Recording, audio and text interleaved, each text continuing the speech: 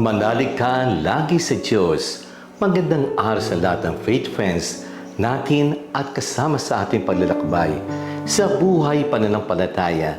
It is Father Eric Arada, kura-para ko ng parokya ng Santa Clara ng Assisi dito sa Barangay Santa Clara, siyudad ng Santo Tomas, Batangas, at Paris sa Archdiocese ng Lipa.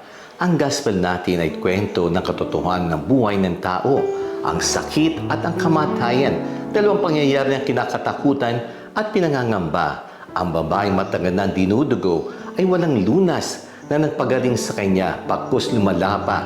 Sakit, ang kanser, iba pang kakaibang sakit ay madalas walang lunas. Daming tanong kung bakit nagkasakit. Siguro parusa sa kanya, karma o sinisingil sa kanyang bisyo. Daming paraan ginawa magpagamot sa doktor, uminom ng gamot, nagbago ng lifestyle, nagpasturi sa espesyalista at iba pa. Sa kuliolian na balitaan tungkol kay Jesus, nagsapalaran at lumapit sa kanya. Ang kanyang panampalataya ang nagpagaling sa kanya. Ang paniniwala lamang niya ay mahawakan lang ang laylay ng damit ni Jesus ay gagaling na siya. Gagawa ka ng paraan at naisip lang mahawak sa damit. Siguro madami nag-uusga sa kanya. Damit lang, gagaling ka na? Pero hindi nila nakita ang tapang laki ng pananalig kay Jesus. Ang sabi ni Jesus, ang iyong pananalig ang nagpagaling sa iyo, hindi ang damit. Yun ang pagpuna sa mga santo.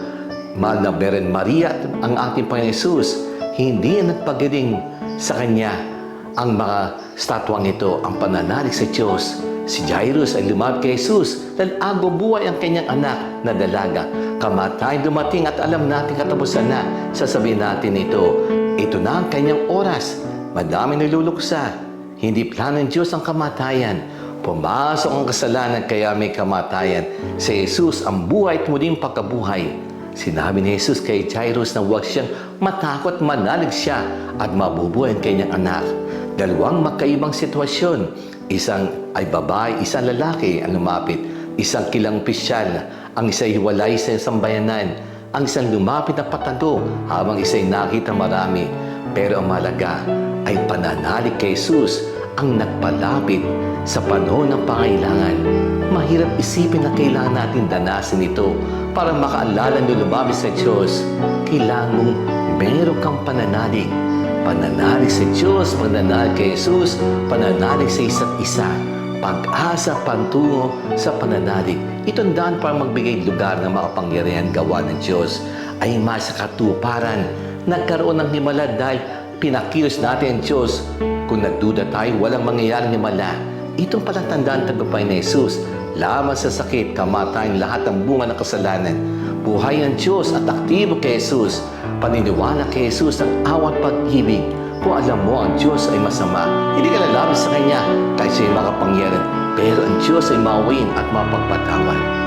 Let us pray. O God, the source of all health, supply my heart with faith in your love. With the calm expectancies I may long for your power to possess me and gracefully accept your healing.